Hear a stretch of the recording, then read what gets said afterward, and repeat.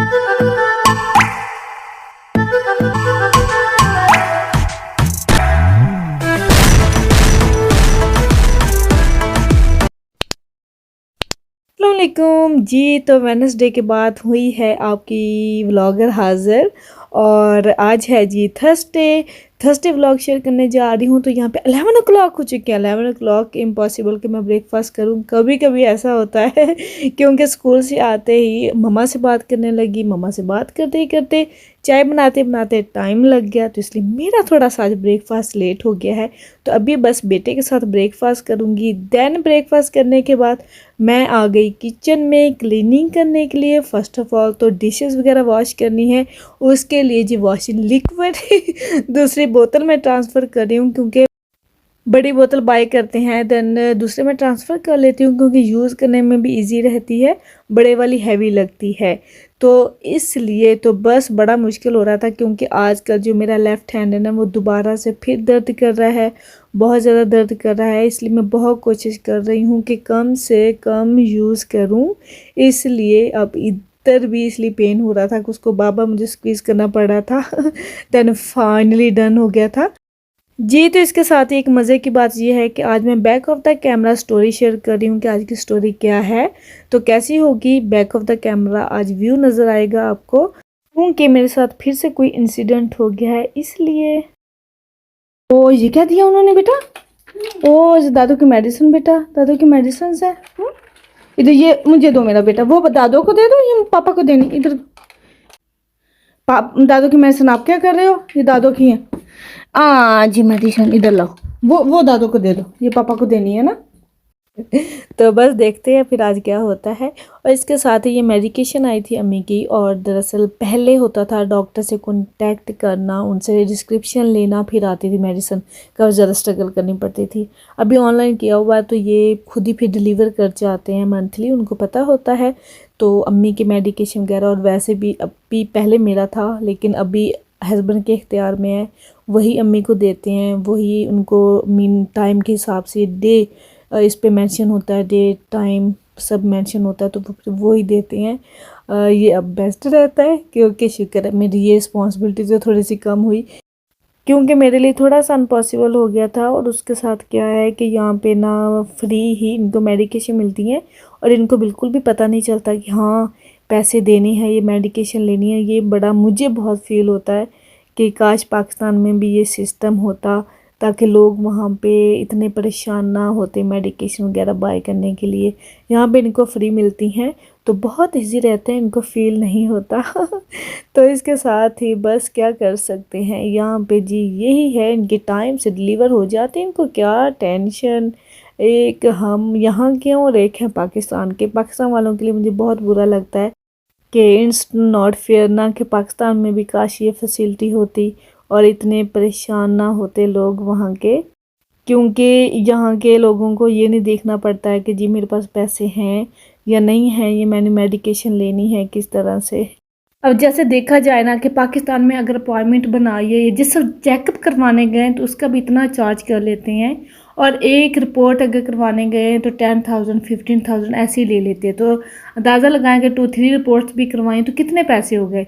Mean वाकई वहाँ पे तो ऐसे पैसे बनाते हैं। लेकिन ये है कि यहाँ पे इसीलिए लोगों को फील नहीं होता है, वो कहते हैं बस ठीक है, इसलिए जल्दी रिकवर भी कर जाते हैं और उनको इतना होता नहीं। तो इसलिए मुझे कभी कभी बड़ा ही शिद्दत से एहसास होता है और महसूस करती हूँ मैं ये कि पाकिस्तान का ये थोड़ा सा उनका थोड़ा सा दर्द, या वो किस सिचुएशन से गुजरते हैं।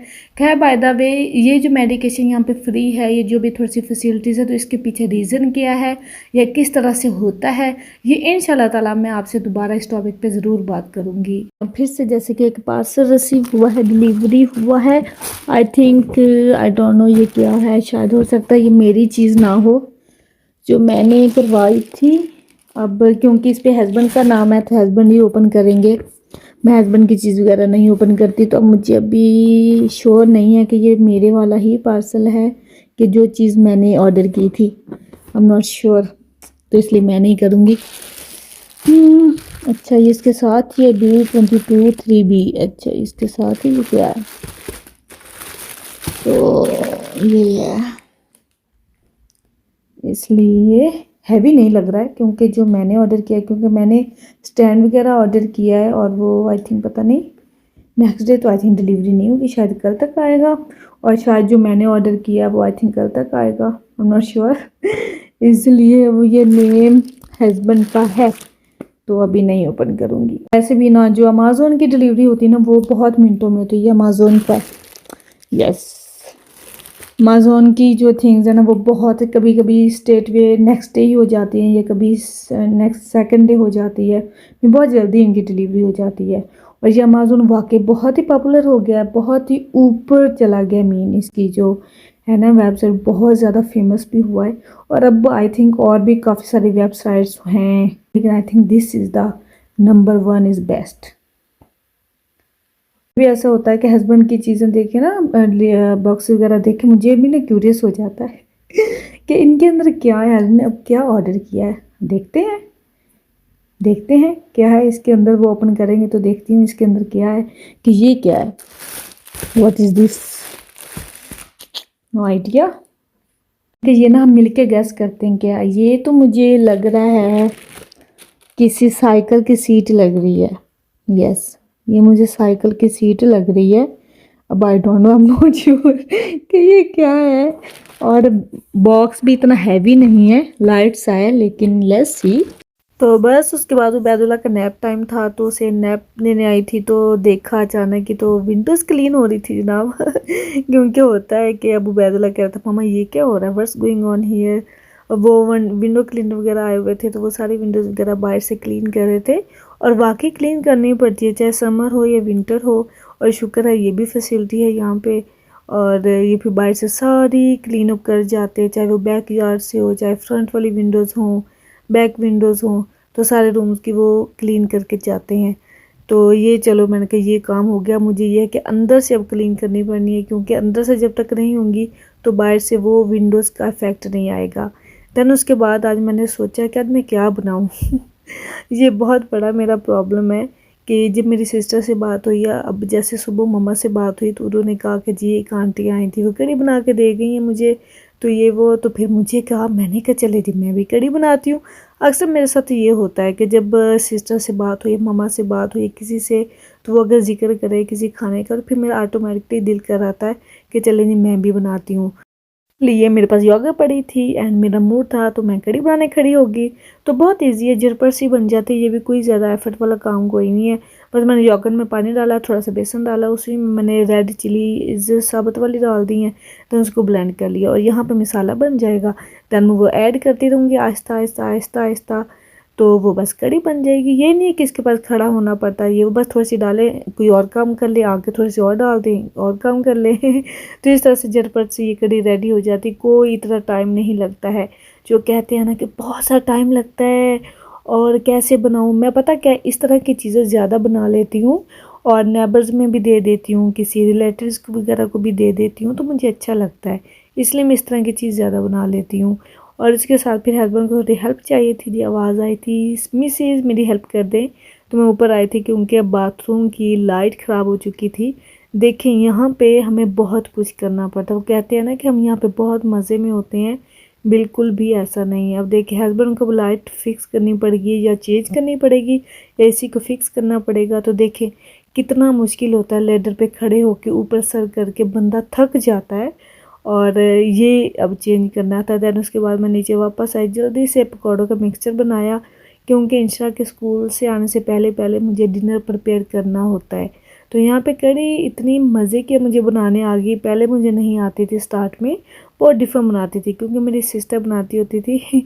तब भी आहिस्ता आहिस्ता बनाने से, किसी से पूछने से, देखने से मुझे भी आ गई। क्योंकि एक दफ़ा जब मैंने मम्मा से रेसिपी पूछी, उन्होंने मुझे एग्जैक्ट समझा दिया था, दैन मुझे उसके बाद बनानी आ गई कि इसको आहिस्ता आहिस्ता पकने देते हैं। क्योंकि होता है कुछ भी मुश्किल नहीं होता है, जब किसी ने बनाना होता है ना कुछ, वो बना लेता है। अगर किसी ने कुछ नहीं बनाना तो वो कभी भी नहीं बना पाएगा। इसलिए मुझे फाइनली कढ़ी बनानी आ चुकी है, और अब तो मुझे कोई मुश्किल नहीं लगती है। तो बस ये जाएगी नेबर्स के हाँ। और देखिए इस तरह से ये चिकानोज़ के बॉक्सेस मेरे पास पड़े थे, तो उन्हीं को मैंने यूज़ किया, तो देखिए कितने अच्छे लग रहे हैं। कोई भी इस तरह की चीज़ पड़ी हो, मैं पहले भी मेंशन करती हूँ कि वेस्ट नहीं किया करें।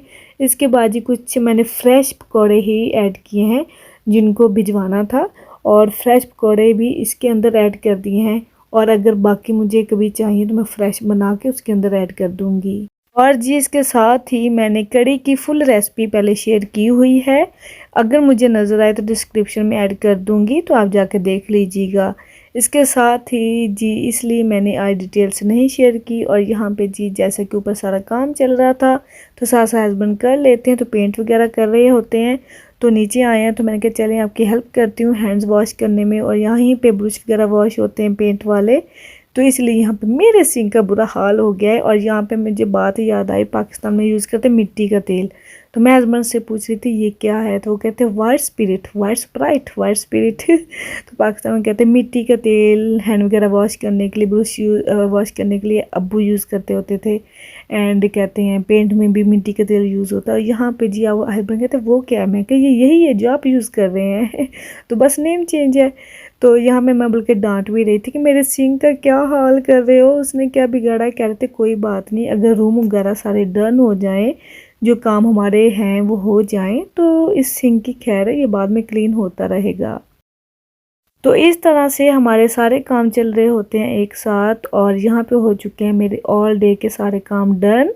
और इसके साथ ही यकीनन आपको पसंद आया होगा, और अगर आपके माइंड में कोई क्वेश्चन हो, पॉइंट हो, और कोई भी बात हो, तो आप मुझे बिला झिझक पूछ सकते हैं। इसके साथ ही इंशाल्लाह ताला कल मिलूँगी। ओके जी, अल्लाह हाफिज़।